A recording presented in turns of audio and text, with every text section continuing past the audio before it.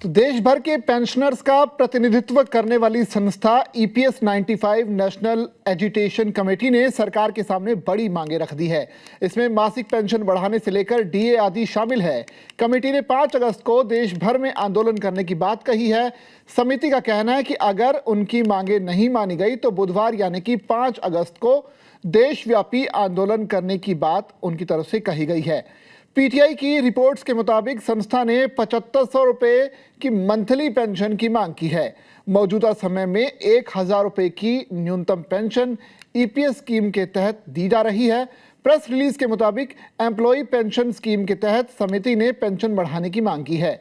समिति का कहना है कि मौजूदा परिस्थितियों में 1000 रुपये की मासिक पेंशन पर्याप्त नहीं है। ऐसे में 7500 रुपये की कम से कम पेंशन मिलनी चाहिए।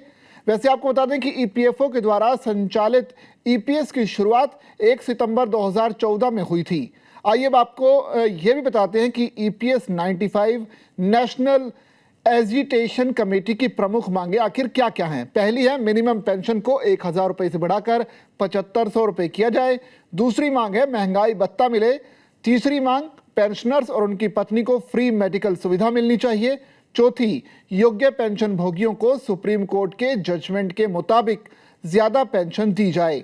साथ ही कमेटी ने यह भी कहा कि ये वो कर्मचारी हैं जिन्होंने दशकों तक देश की इंटीरियर और इकोनॉमिक ग्रोथ में सहयोग दिया है। ऐसे में ये सभी एक सम्मानजनक और सुरक्षित पेंशन पाने के हकदार हैं। अगर सरकार की तरफ से इन मांगों को मान लिया जाता है तो कुल 81 लाख पेंशनर्स को इसका फायदा मिल सकता है।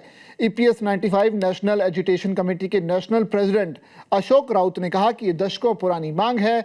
सरकार की तरफ से लगातार इसको लेकर आश्वासन दिया जाता रहा है, लेकिन अब तक कोई भी बेहतर एक्शन इस पर नहीं लिया गया। राउत ने यह भी बताया कि बड़ी संख्या में पेंशनर्स को 1171 रुपये की औसतन मंथली पेंशन मिल रही है, जो कि मौजूदा जरूरत के हिसाब से पर्याप्त नहीं है। ईपीएस 95 के अंतर्गत आने वाले हजारों पेंशनर्स 5 अगस्त को जंतर मंतर पर धरना देंगे।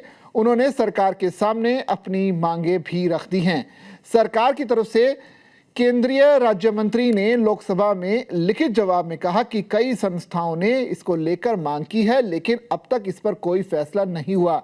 मंत्री ने कहा कि सरकार ईपीएफओ सब्सक्राइबर्स के हित में काम करने के लिए काफी प्रतिबद्ध है।